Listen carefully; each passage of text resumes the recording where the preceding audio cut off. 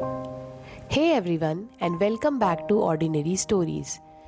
Today I want to talk about something that's been quietly sitting with me, something that made me pick up a book I hadn't thought about in years, a book that suddenly felt profoundly relevant. It all started last week. I was cleaning out my old desk drawers, the ones that become a graveyard for forgotten things. You know the drill: old receipts, dried up pens, random keys, to who knows what. And then I found it, a photograph. It was one of those old, slightly discolored photos taken probably 15, maybe 10, 20 years ago. It was me, my siblings, and my cousins, all squeezed onto a park bench. We must have been really young. The sun was blinding, making us all squint and laugh.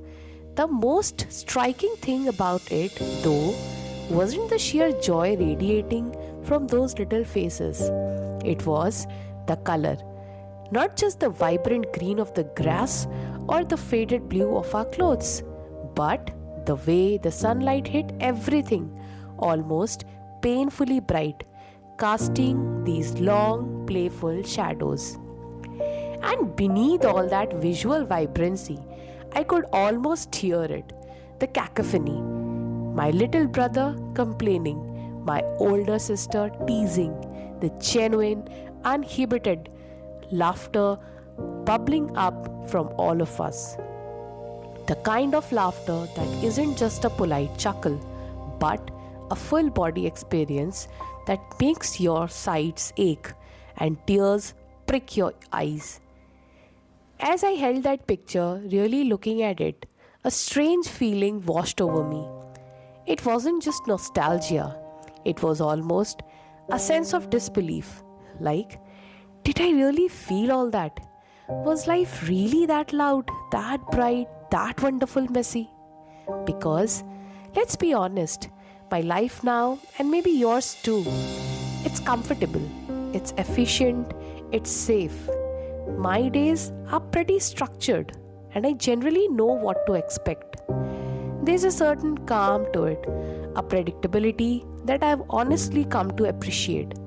No huge emotional swings, no jarring surprises, things are smooth. And then this photo, this memory, it felt almost jarring against the smooth, pleasant canvas of my current reality, like finding a splash of vivid, almost aggressive color in a room painted in muted, harmonious grays. That's when I thought of The Giver. You know, Louis Lowry's incredible book. It's about a society that achieved this ultimate sameness: no pain, no fear, no conflict, no sadness. But to get there, they had to give up everything else too. No intense joy, no vibrant color, no spontaneous music, no true love.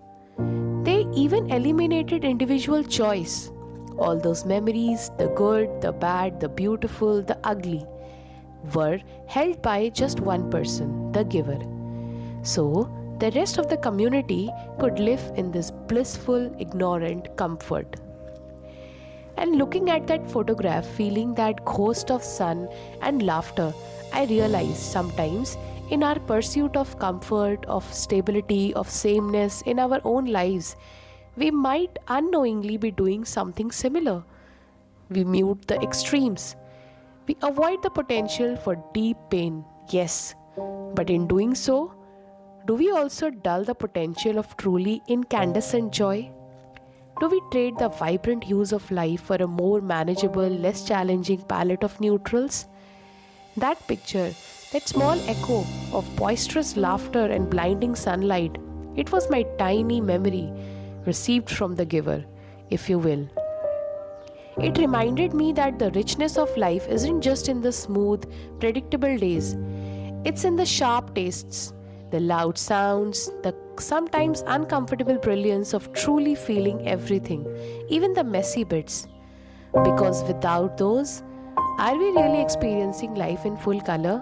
Or are we, like the community in the book, just giving in shades of grey, unaware of what we have given up. So, what are your favorite photographs? What are the memories that remind you of the vibrant, sometimes overwhelming beauty you might be missing in the pursuit of sameness? Let me know in the comments below. And as always, thank you for sharing your ordinary stories with me.